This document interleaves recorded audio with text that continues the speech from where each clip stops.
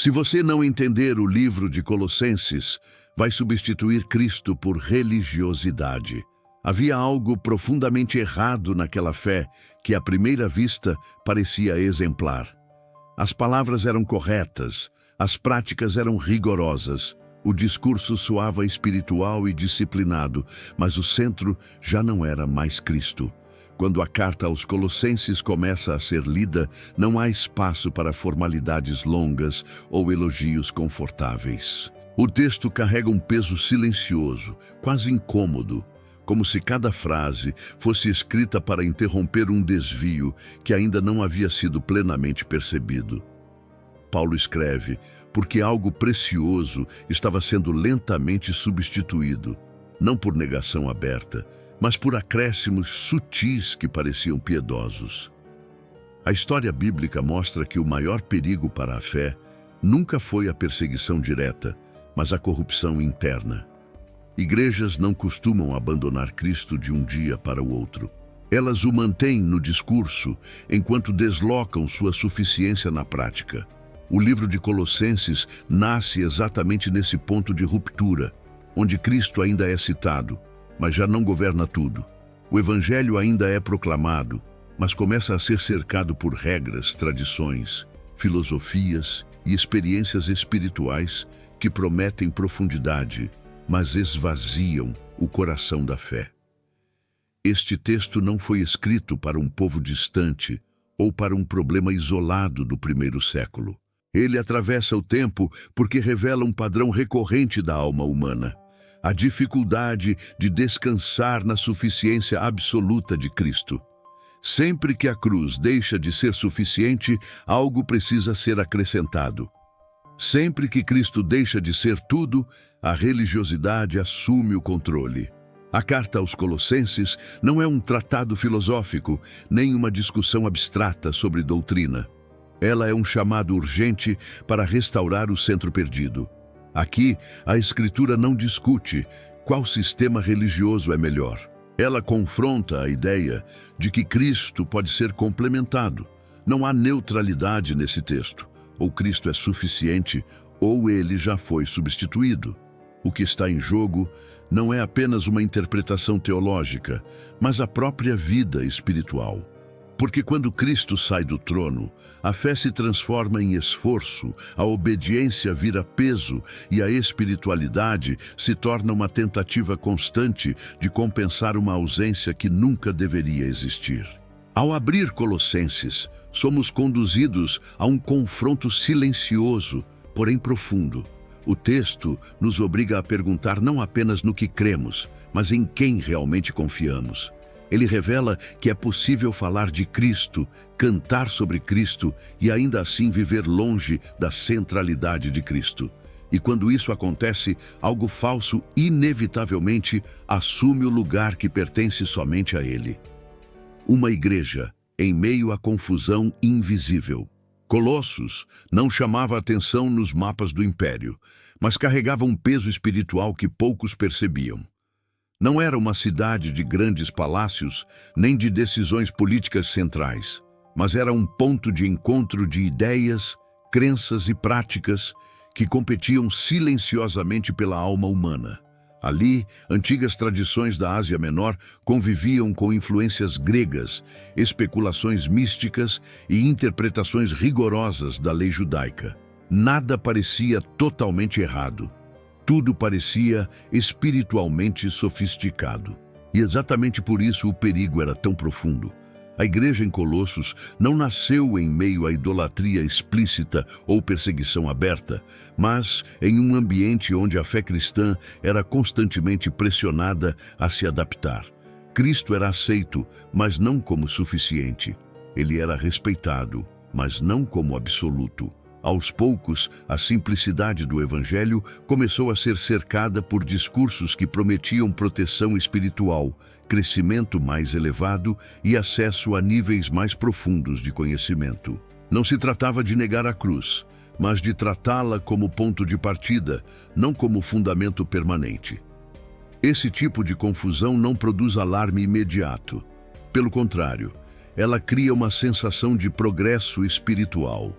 A fé parece mais rica, mais complexa, mais madura. Mas por trás dessa aparência, algo começa a se deslocar. A confiança deixa de repousar plenamente em Cristo e passa a depender de práticas, observâncias e experiências. A segurança espiritual já não vem da obra consumada da cruz, mas do desempenho humano. O coração começa a carregar um peso que nunca foi chamado a sustentar. Paulo escreve porque enxerga o que muitos não viam. Ele percebe que a igreja não estava sendo ameaçada por inimigos externos, mas por uma mistura interna. Uma fé misturada sempre parece mais tolerante, mais profunda e mais equilibrada, mas perde sua força transformadora. Quando Cristo divide espaço com outros mediadores, outras autoridades ou outros critérios de aceitação diante de Deus, ele deixa de ser o centro, mesmo que continue sendo mencionado. A cidade de Colossos refletia esse cenário espiritual fragmentado. Escavações arqueológicas revelam uma região marcada por práticas religiosas diversas, onde o sagrado era distribuído entre muitos poderes invisíveis. Esse ambiente moldava a mentalidade das pessoas. Era natural pensar que a proteção espiritual dependia de múltiplas forças, rituais específicos e conhecimentos reservados. O Evangelho, ao afirmar que tudo está completo em Cristo, confrontava diretamente essa lógica profundamente enraizada. A confusão invisível que cercava aquela igreja não era intelectual apenas, era espiritual.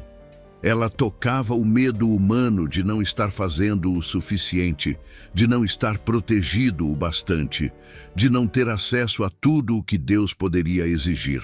Quando essas inquietações não são resolvidas pela suficiência de Cristo, elas se transformam em terreno fértil para a religiosidade.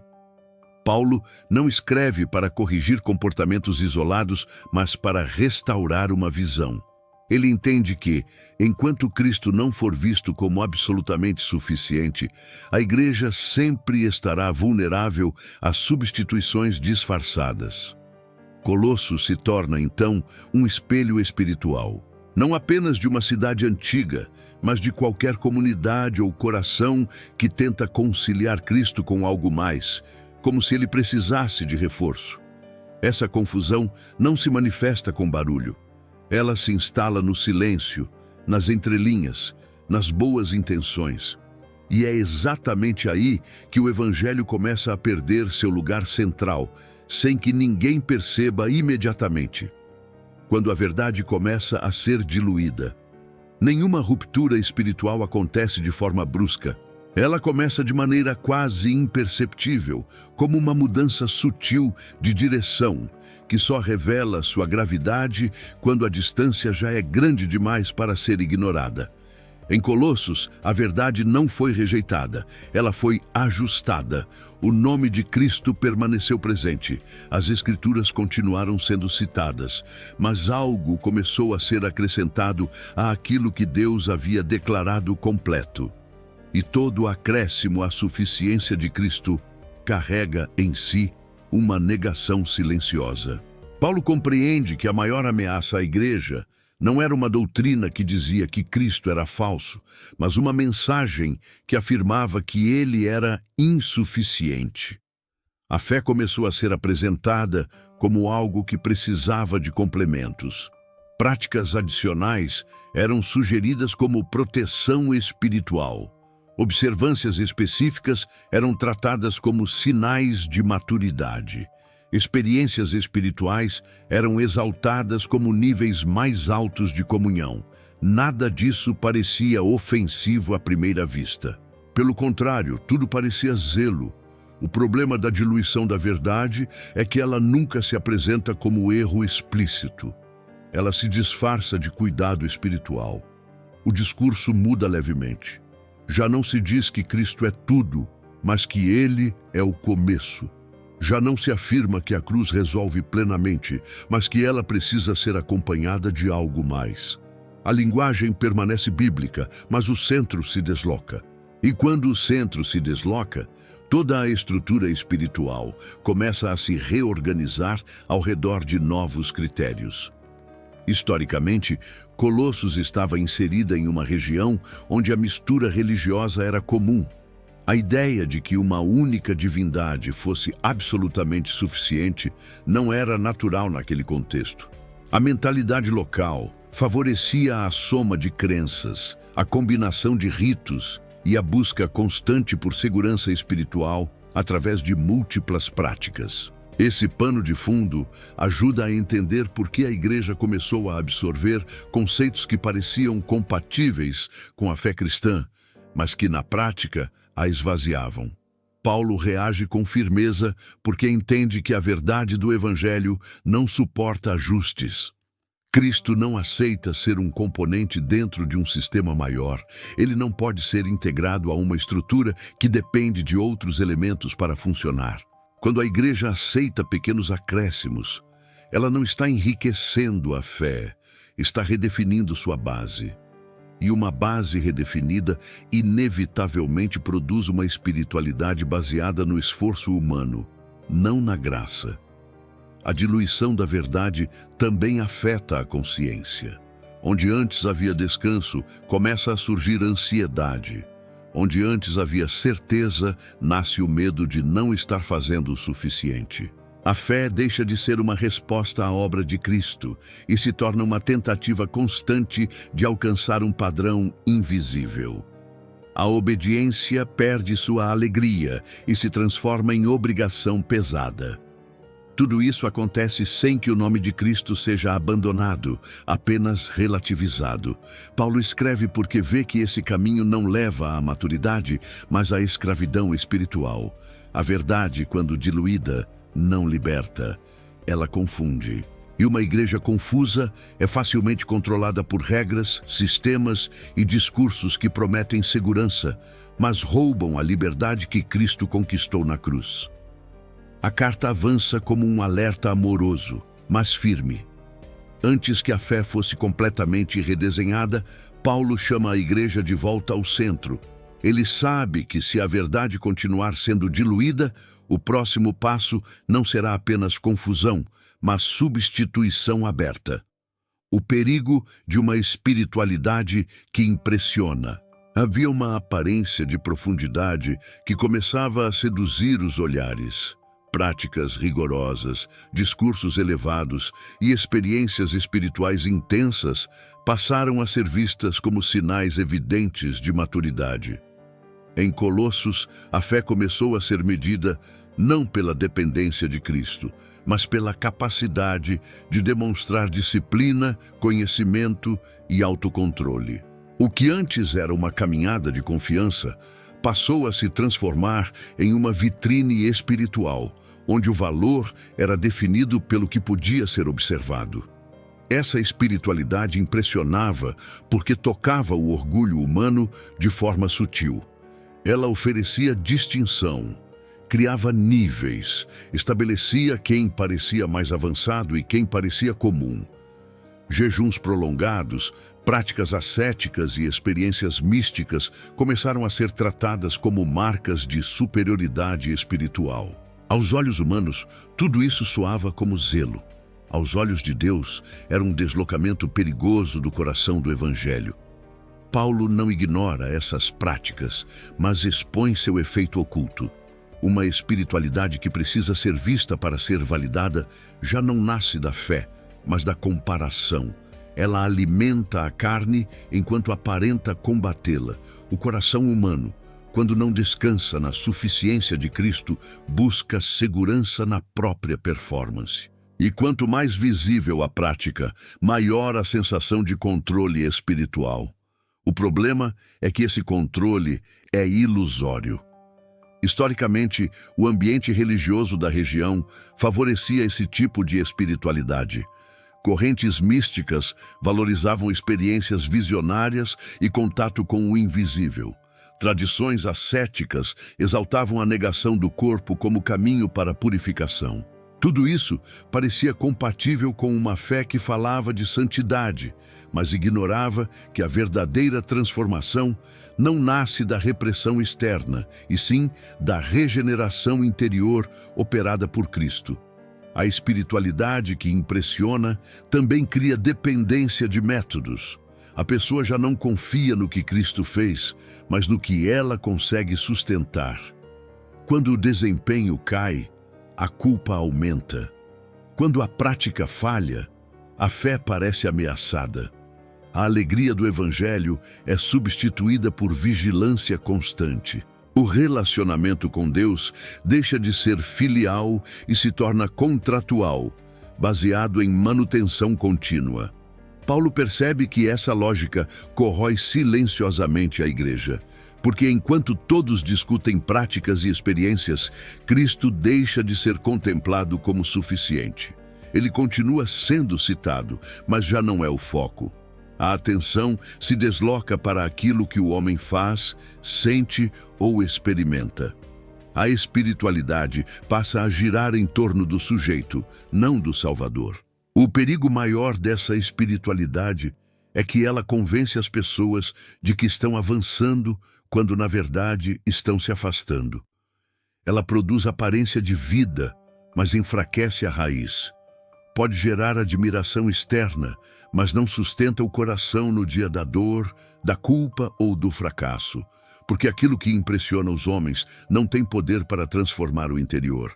Paulo escreve para romper esse encantamento. Ele sabe que se a igreja continuar perseguindo uma espiritualidade que impressiona, inevitavelmente perderá a simplicidade que liberta. E quando a simplicidade do Evangelho é perdida, Cristo deixa de ser o centro silencioso da fé e passa a ser apenas mais um elemento dentro de um sistema que gira em torno do homem. Filosofia sem cruz. Conhecimento sem redenção. Havia palavras que soavam profundas e ideias que prometiam elevação interior. Em Colossos, o conhecimento começou a ser tratado como caminho de ascensão espiritual, como se compreender mais fosse o mesmo que ser transformado. Conceitos circulavam com aparência de sabedoria antiga, combinando raciocínios sofisticados com linguagem espiritual. O problema não estava na busca por entendimento, mas no lugar que esse entendimento passou a ocupar. A cruz já não era o eixo, o pecado já não era o problema central. A redenção já não era a resposta definitiva. Paulo identifica esse movimento com clareza.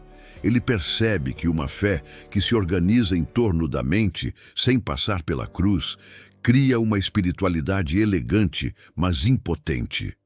O conhecimento, quando não nasce da reconciliação com Deus, apenas amplia a distância entre o que se entende e o que se vive.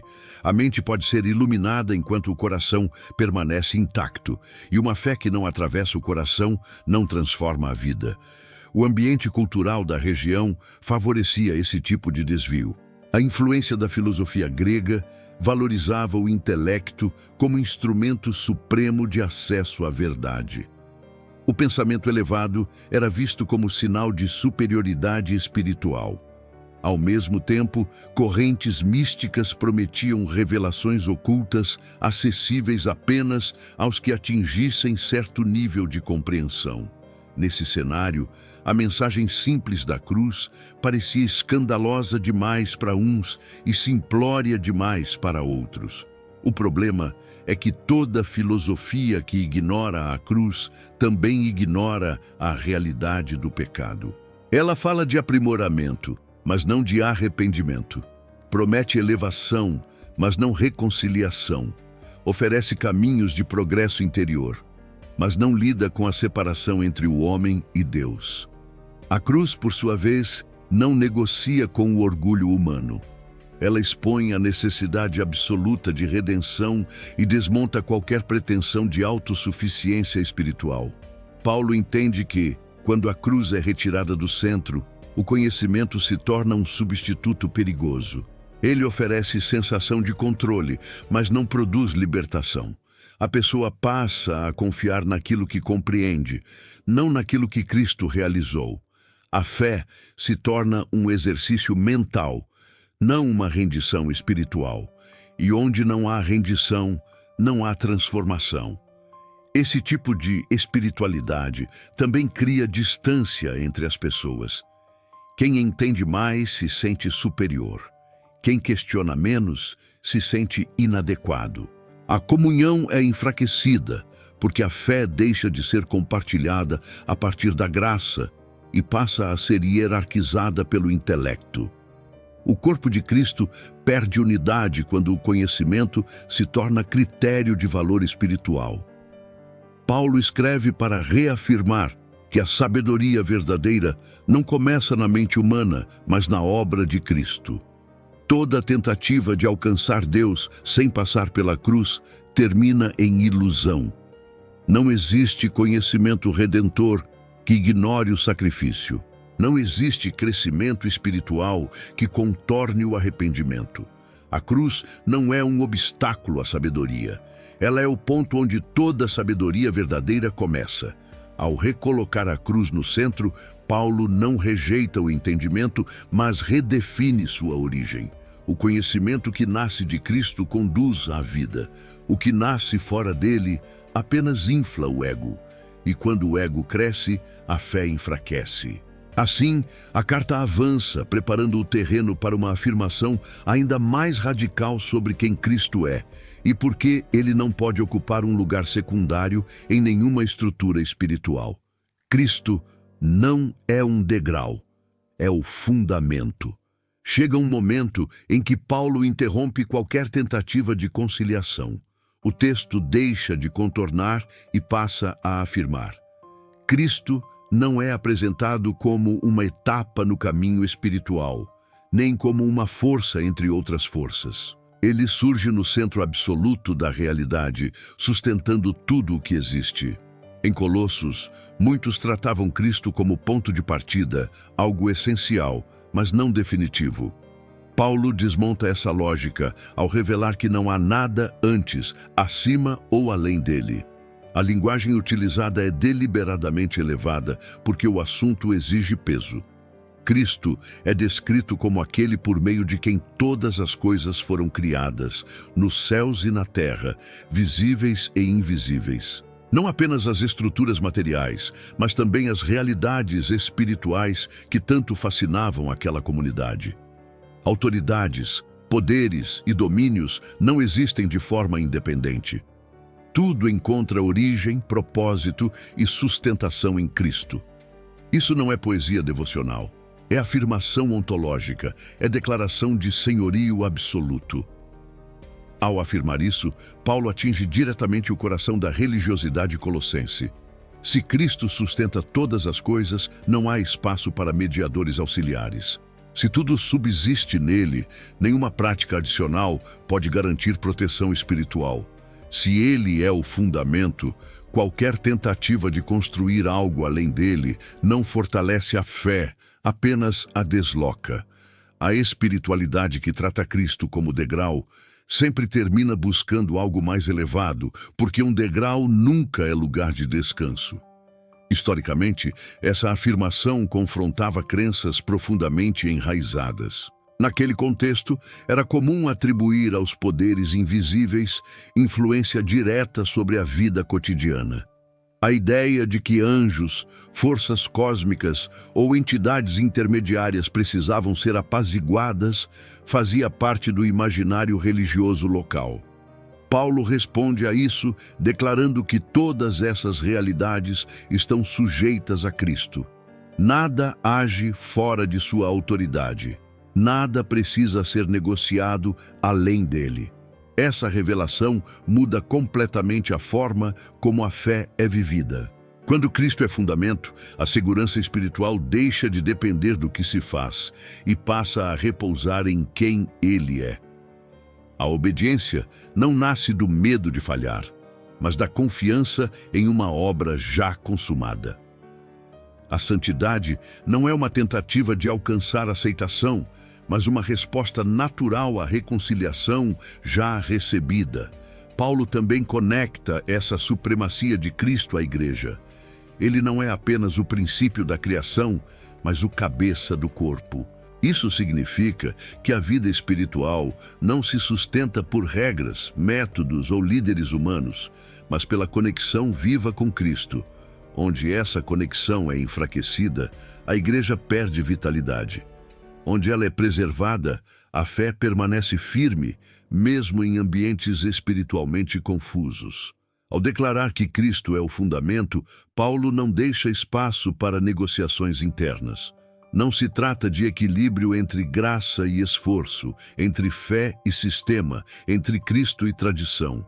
Trata-se de exclusividade. Ou Cristo sustenta tudo, ou algo falso ocupa esse lugar. A carta avança com essa verdade estabelecida, preparando o leitor para compreender uma afirmação ainda mais profunda. Cristo não apenas sustenta a criação, ele revela plenamente o próprio Deus, a imagem do Deus invisível. Quando Paulo declara que Cristo é a imagem do Deus invisível, ele não está usando uma metáfora devocional para inspirar admiração. Ele está fazendo uma afirmação que reorganiza toda a compreensão espiritual. Em um mundo acostumado a buscar o divino por meio de símbolos, intermediários e representações fragmentadas, Paulo afirma que Deus não está mais oculto. Ele se revelou plenamente. Quem vê Cristo vê o Pai. Quem tenta alcançar Deus por outros caminhos ignora que o próprio Deus já se aproximou. Essa afirmação confronta diretamente a lógica religiosa que dominava Colossos. A cidade estava cercada por práticas que tratavam o mundo espiritual como uma hierarquia complexa, onde o acesso ao sagrado dependia de níveis, mediadores e revelações progressivas. Anjos eram reverenciados, forças invisíveis eram temidas, e o conhecimento espiritual parecia sempre incompleto. Paulo corta esse emaranhado ao afirmar que toda a plenitude de Deus habita corporalmente em Cristo. Não há véu restante. Não há revelação futura que complete o que já foi revelado. Ao longo da história bíblica, Deus se revelou de forma progressiva. Ele falou por meio da criação, da lei, dos profetas e das promessas. Mas essas revelações sempre apontaram para algo maior. Em Cristo, essa expectativa se cumpre. O invisível se torna visível, o eterno entra no tempo, o inacessível se aproxima. Essa não é apenas uma verdade teológica, é o fundamento de uma fé que descansa. Porque se Deus se revelou plenamente em Cristo, não há necessidade de buscar garantias espirituais fora dele. Paulo entende que a religiosidade nasce, muitas vezes, do medo de não conhecer o suficiente sobre Deus. Esse medo alimenta a busca por experiências adicionais, revelações ocultas e práticas que prometem acesso mais profundo ao divino. Mas essa busca constante revela uma desconfiança silenciosa naquilo que Deus já revelou. Ao afirmar que Cristo é a imagem do Deus invisível, Paulo declara que não existe conhecimento de Deus fora dele. Toda tentativa de espiritualidade que contorna Cristo não aprofunda a fé, apenas a fragmenta. Essa verdade também redefine a forma como o crente se relaciona com Deus. Não se trata mais de tentar decifrar mistérios por esforço humano, mas de contemplar uma revelação já concedida. A fé deixa de ser uma escalada espiritual e se torna uma resposta de rendição. O conhecimento verdadeiro não nasce da curiosidade religiosa, mas do relacionamento com Cristo. E esse relacionamento não depende de técnicas, mas de confiança. Arqueologicamente, a região da Frígia era marcada por cultos que exaltavam figuras intermediárias entre o humano e o divino. A afirmação de Paulo desmantela essa estrutura inteira. Se Cristo revela plenamente quem Deus é, nenhum outro mediador possui autoridade espiritual. Nenhuma entidade invisível precisa ser temida. Nenhuma prática adicional pode oferecer acesso maior a Deus do que aquele já concedido em Cristo. Essa revelação traz liberdade, mas também confronto. Ela remove toda desculpa para a espiritualidade centrada no esforço humano. Se Deus já se revelou, resta ao homem responder.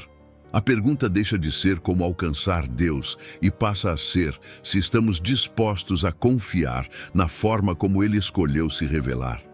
Cristo não é um caminho entre muitos. Ele é a revelação final e suficiente do próprio Deus. Com essa verdade estabelecida, Paulo conduz o leitor a uma consequência inevitável. Se Cristo é a imagem do Deus invisível e a plenitude divina habita nele, então a obra realizada na cruz possui implicações que nenhum sistema religioso pode neutralizar. É exatamente esse confronto que o texto aprofunda a seguir. A cruz que desarma sistemas religiosos. Há um momento em que toda a construção humana perde o chão. A cruz não dialoga com sistemas religiosos, ela os expõe. Aquilo que a religiosidade tenta organizar, controlar e regulamentar, a cruz atravessa com silêncio e autoridade. Em Colossos, muitos acreditavam que a vida espiritual precisava ser protegida por regras, mediadores e observâncias rigorosas. Paulo responde revelando que no centro da fé cristã existe um evento que desarma completamente essa lógica: o sacrifício de Cristo. Na cruz, algo definitivo aconteceu. Não foi apenas um gesto simbólico de amor, nem uma demonstração moral elevada. Foi um ato jurídico, espiritual e eterno. A dívida que acusava o ser humano diante de Deus foi cancelada. Não adiada, não negociada, não redistribuída, cancelada. O documento que sustentava a culpa foi cravado na cruz, exposto publicamente e retirado de circulação. Isso significa que todo o sistema religioso, baseado em acusação, perde sua autoridade ali. Paulo compreende que a religiosidade sobrevive do medo. Medo de errar, medo de não cumprir, medo de não estar protegido espiritualmente. A cruz, porém, remove o fundamento desse medo. Se não há mais condenação em Cristo, então nenhuma regra pode oferecer aquilo que a cruz já garantiu. Nenhum ritual pode acrescentar segurança onde o perdão já foi plenamente concedido. Nenhuma prática pode restaurar aquilo que nunca mais foi perdido. Além disso, a cruz expõe as forças invisíveis que sustentavam esses sistemas. Autoridades espirituais que se alimentavam da culpa humana são despojadas. O texto afirma que elas foram expostas publicamente, privadas de seu poder de acusação. Isso significa que a cruz não apenas reconcilia o homem com Deus, mas também desmonta estruturas espirituais que mantinham o ser humano em escravidão religiosa. Onde não há culpa legítima, não há domínio. Historicamente, isso confrontava diretamente o ambiente de Colossos. A região estava impregnada da ideia de que o mundo espiritual precisava ser constantemente apaziguado. Pequenos erros poderiam atrair consequências invisíveis.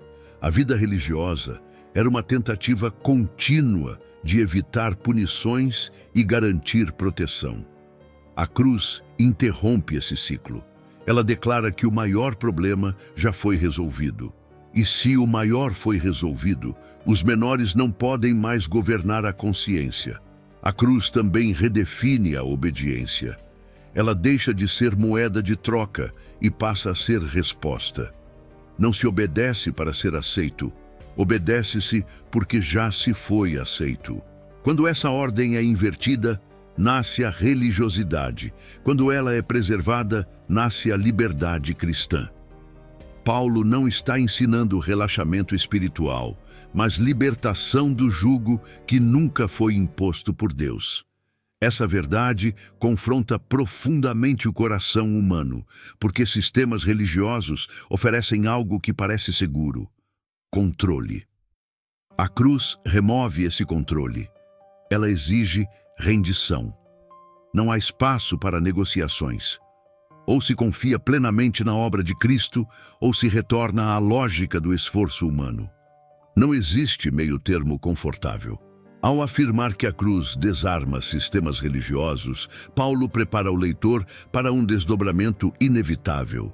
Se a culpa foi cancelada e as autoridades acusadoras foram expostas, então qualquer espiritualidade baseada em proibições, medo e vigilância constante perdeu sua base.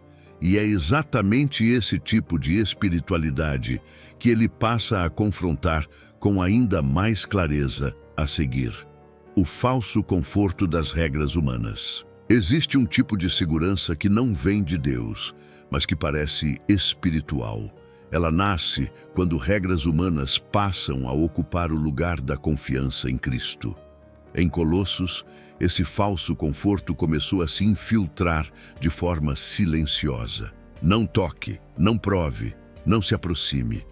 A fé começou a ser moldada por proibições que prometiam proteção, como se a vida espiritual pudesse ser preservada por distância e vigilância constante.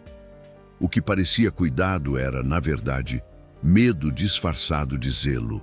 Paulo identifica que essas regras não surgem do Evangelho, mas da insegurança humana. Quando a consciência não descansa plenamente na obra da cruz, ela busca muros, cria limites artificiais para evitar riscos espirituais imaginados. Essas regras oferecem a sensação de controle, mas não produzem transformação. Elas podem organizar comportamentos, mas não curam o coração. O interior continua inquieto, mesmo quando o exterior parece disciplinado. Historicamente, esse tipo de prática era comum no ambiente religioso da Frígia.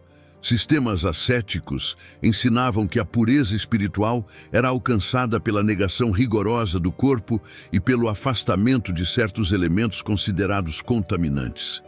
Essa mentalidade encontrou terreno fértil dentro da igreja quando a centralidade de Cristo começou a ser relativizada.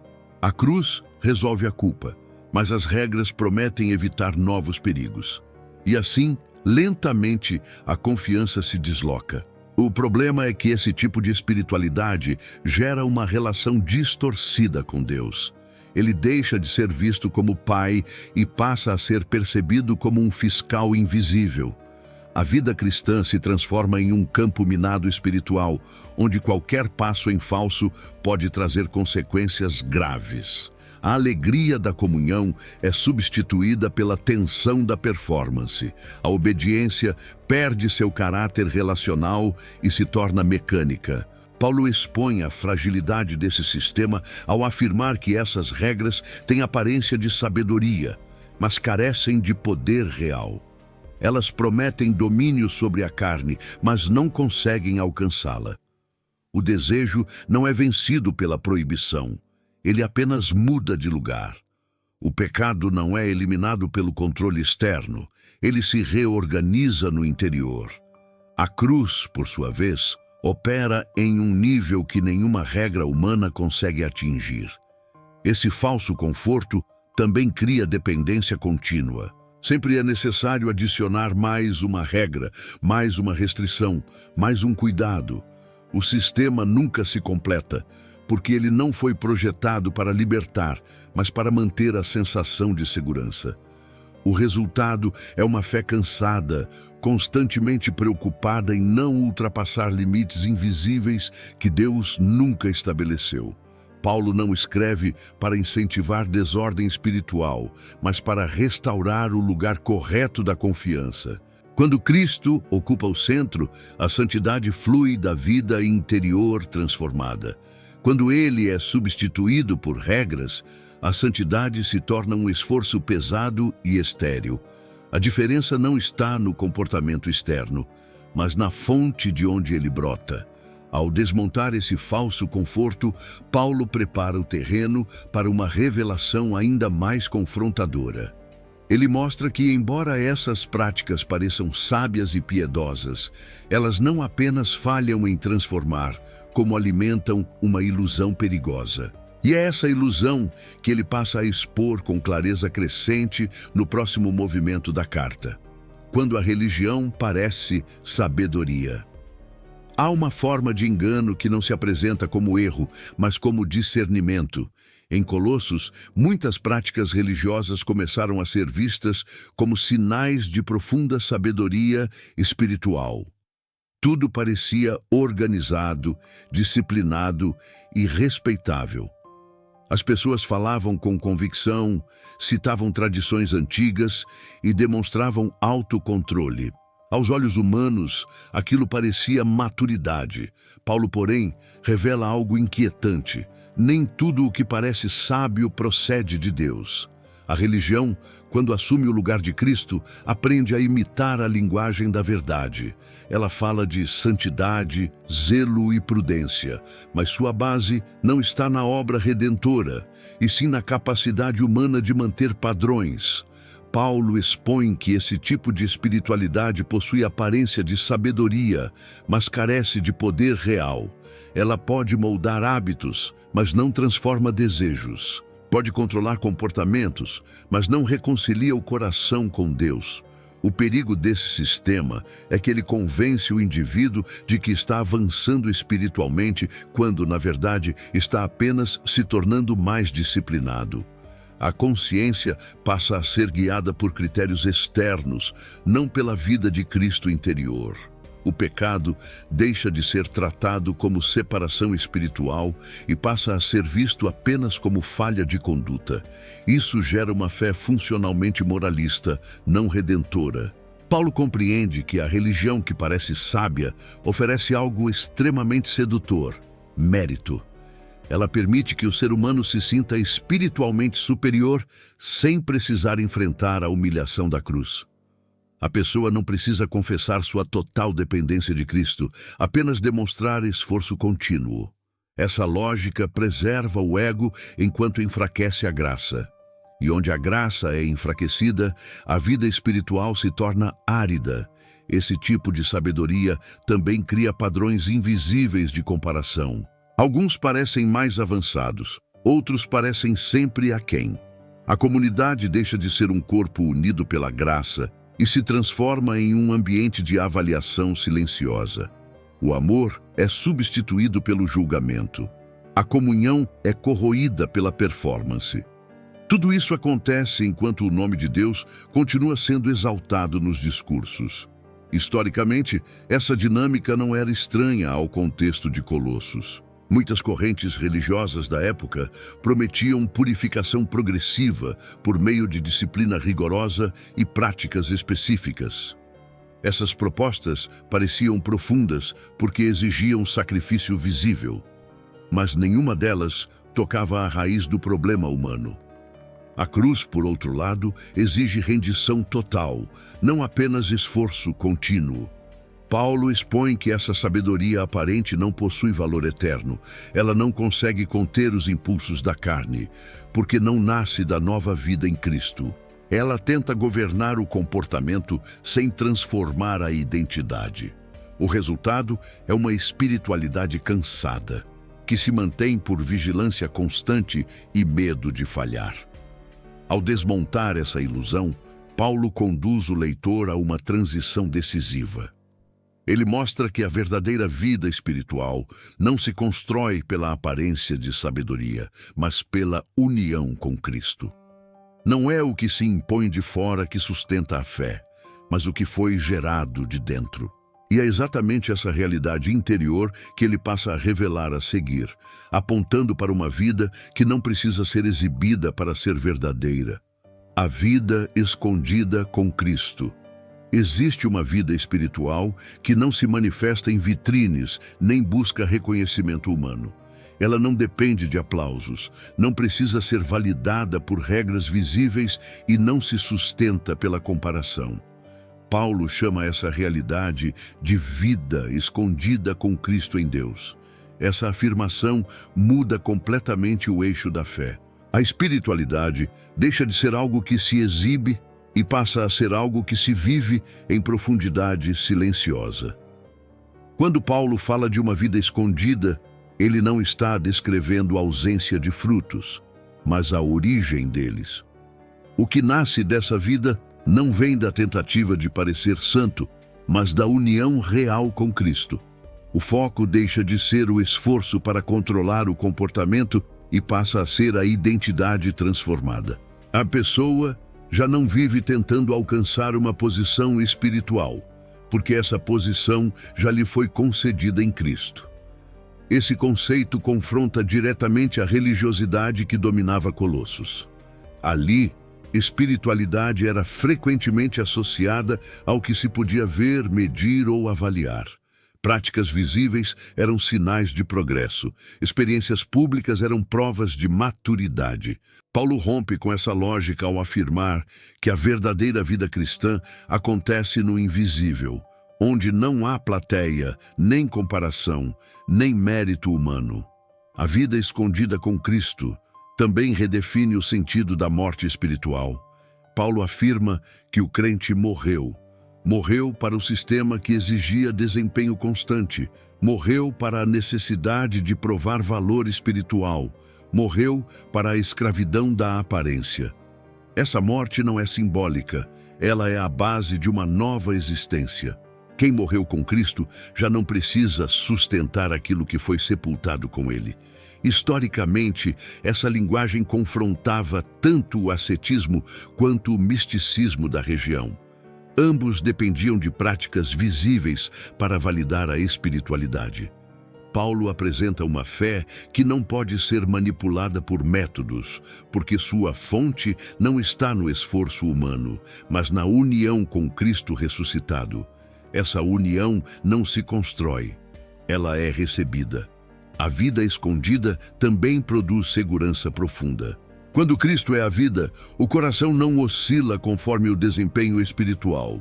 Há estabilidade, porque a base não está no que se faz, mas em quem se é nele. Isso não gera passividade, mas liberdade. A obediência passa a fluir como fruto, não como obrigação imposta. Paulo sabe que essa verdade é libertadora, mas também desconfortável.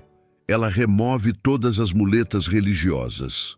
Não há regras extras para garantir segurança. Não há experiências superiores para alcançar status espiritual. Resta apenas a confiança plena em Cristo. E essa confiança exige rendição total. Ao afirmar que a vida do crente está escondida com Cristo, Paulo prepara o terreno para uma revelação futura. Essa vida, embora escondida agora, não permanecerá assim para sempre. Haverá um momento em que o invisível será revelado, e aquilo que foi vivido em fidelidade silenciosa será manifestado em glória. É essa esperança que sustenta a caminhada e conduz o texto ao seu desfecho final. A nova vida que flui da suficiência de Cristo. Quando Cristo ocupa o lugar que lhe pertence, a vida começa a se reorganizar de dentro para fora. Não há necessidade de imposições externas para produzir mudança, porque a fonte da transformação já não está no esforço humano, mas na nova realidade espiritual gerada pela união com Ele. Paulo deixa claro que a suficiência de Cristo não é apenas uma verdade a ser defendida, mas uma vida a ser manifestada. Onde Cristo governa, algo novo inevitavelmente passa a fluir. Essa nova vida não nasce da tentativa de abandonar hábitos antigos por força de vontade, mas do reconhecimento de que uma antiga identidade já foi sepultada. Paulo não convida a igreja a fingir santidade, mas a viver de acordo com aquilo que já se tornou verdadeiro em Cristo.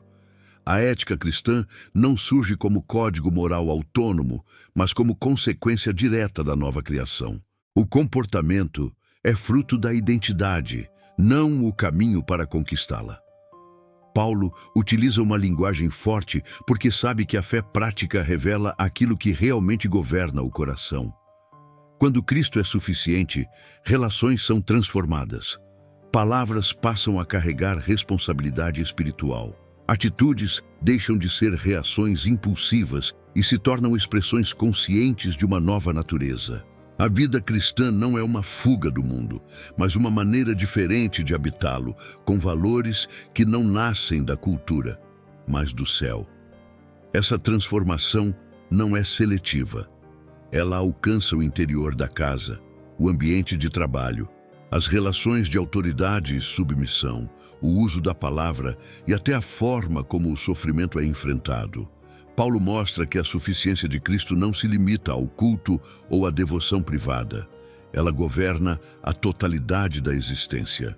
Onde a religiosidade cria compartimentos, Cristo cria unidade. Historicamente, isso confrontava tanto os sistemas religiosos quanto as estruturas sociais rígidas da época. Em um mundo marcado por hierarquias severas, Paulo apresenta uma ética que nasce da nova vida em Cristo. Não se trata de subversão política, mas de transformação espiritual que inevitavelmente afeta a maneira como o ser humano se relaciona com o outro. Onde Cristo reina, o próximo deixa de ser instrumento e passa a ser responsabilidade. Essa nova vida também redefine a motivação da obediência. Já não se obedece para evitar punição ou conquistar a aprovação divina. Obedece-se porque a vida de Cristo pulsa no interior. A santidade deixa de ser um alvo distante e se torna a expressão natural da nova natureza. Isso não elimina a luta, mas muda seu sentido. A batalha já não é para se tornar algo que ainda não se é, mas para viver de acordo com aquilo que já foi concedido. Paulo compreende que essa visão protege a igreja de dois extremos igualmente destrutivos. De um lado, o legalismo que tenta produzir santidade por imposição. Do outro, a permissividade que confunde graça com a ausência de transformação. A suficiência de Cristo sustenta um caminho mais profundo, onde a graça não apenas perdoa, mas capacita, não apenas acolhe, mas governa. Ao descrever essa nova vida, Paulo conduz o leitor a uma conclusão inevitável. Se Cristo é suficiente para gerar uma nova identidade, então ele também é suficiente para sustentar a igreja em meio às pressões, perseguições e desafios futuros. A fé deixa de ser frágil porque já não depende das circunstâncias, mas da vida que flui de Cristo. E é exatamente essa soberania abrangente que o texto afirma com autoridade no movimento final da carta. Cristo em tudo, Cristo sobre tudo. Há um ponto em que a carta deixa de responder aos desvios e passa a estabelecer uma ordem definitiva. Paulo não conclui com advertências carregadas de medo, mas com uma visão elevada que reorganiza toda a vida cristã. Cristo não é suficiente apenas para o início da fé, nem apenas para o perdão dos pecados. Ele é suficiente para sustentar cada respiração da existência. Quando essa verdade é compreendida, a espiritualidade deixa de ser fragmentada e passa a ser integral. Cristo em tudo significa que não há área neutra da vida. Não existe espaço onde sua autoridade não alcance. Pensamentos, palavras, decisões, relacionamentos e sofrimento passam a ser vividos sob um mesmo senhorio. Isso não produz opressão, mas coerência. A fé deixa de ser um compartimento separado da realidade e se torna a lente pela qual tudo é interpretado. Onde a religiosidade cria duplicidade, Cristo cria unidade interior. Cristo, sobretudo, significa que nenhuma força visível ou invisível possui autoridade concorrente. Paulo reafirma que nenhum poder espiritual, nenhuma tradição religiosa, nenhuma estrutura humana pode ocupar o lugar que pertence a ele. Isso traz descanso profundo ao coração humano. A vida já não precisa ser administrada como uma tentativa constante de equilibrar forças espirituais. Há um único trono, e ele não está vazio. Essa afirmação tinha peso particular no contexto de Colossos. A região era marcada por temor constante das influências invisíveis. As pessoas viviam tentando evitar consequências espirituais indesejadas por meio de práticas preventivas. Paulo rompe com essa mentalidade ao afirmar que Cristo governa todas as coisas. Onde ele reina, não há espaço para medo paralisante. A fé deixa de ser defensiva e se torna confiante. Essa soberania de Cristo também redefine a missão da igreja. Ela não existe para preservar sistemas religiosos, mas para refletir o senhorio de Cristo no mundo. A adoração deixa de ser ritual e se torna vida oferecida. O ensino deixa de ser transmissão de regras e passa a ser formação de consciência enraizada em Cristo. A comunhão deixa de ser afinidade social e se torna expressão de uma vida compartilhada sob o mesmo Senhor. Paulo também aponta para a gratidão como marca inevitável dessa fé. Quando Cristo é reconhecido como suficiente em tudo, a murmuração perde espaço.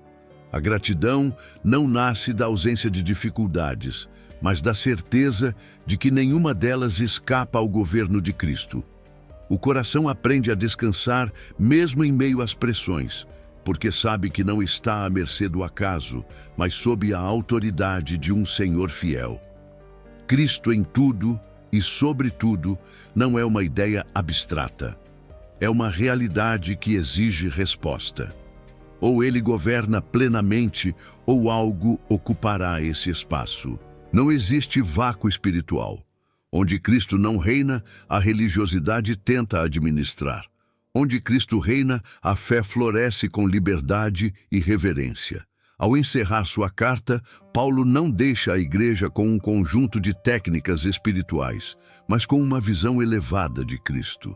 Ele sabe que, enquanto essa visão for preservada, a igreja permanecerá firme, mesmo em ambientes confusos. Mas quando essa visão é perdida, a fé se fragmenta rapidamente. Colossenses termina como começou, reafirmando que Cristo não aceita ser complementado, porque ele já é tudo.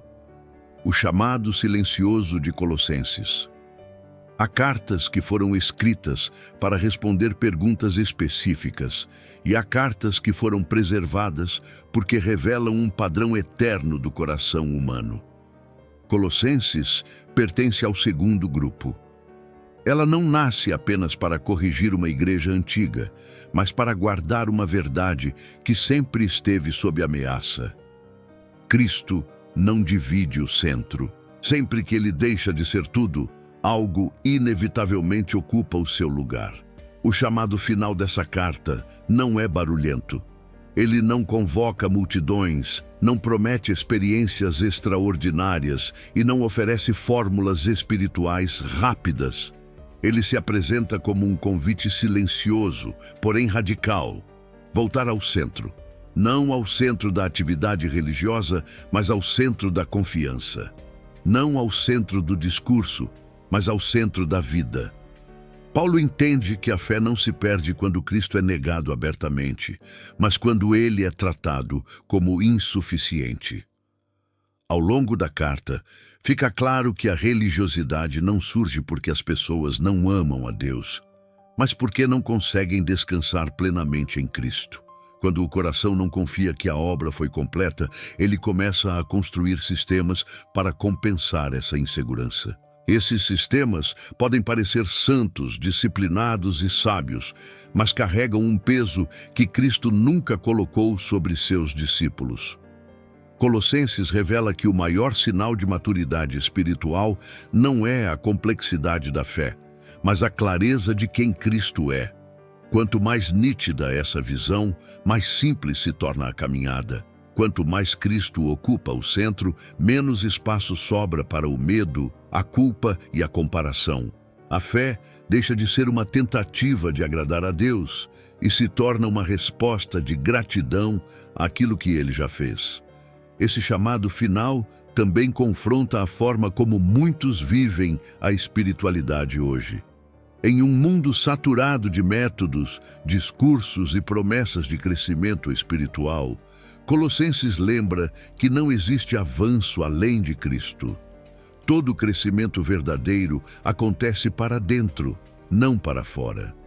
Não em direção a algo novo, mas em profundidade naquele que já foi revelado. A carta termina, mas a pergunta permanece ecoando no coração do leitor. Não se trata de saber se Cristo faz parte da fé, mas se ele governa tudo. Não se trata de saber se a cruz é importante, mas se ela é suficiente. Não se trata de saber se a Bíblia é valorizada, mas se sua mensagem central ainda dirige a vida. Colossenses não oferece um final confortável, porque o Evangelho não foi feito para acomodar a religiosidade. Ele foi dado para libertar. Onde Cristo é restaurado ao centro, a fé respira. Onde ele é substituído, mesmo que por coisas aparentemente espirituais, a fé adoece lentamente. O chamado silencioso dessa carta atravessa os séculos e chega até nós com a mesma urgência. Voltar ao centro não é retrocesso espiritual, é retorno à fonte. É ali que a fé deixa de ser pesada. É ali que a obediência volta a ser viva. É ali que Cristo deixa de ser um elemento da espiritualidade e volta a ser tudo.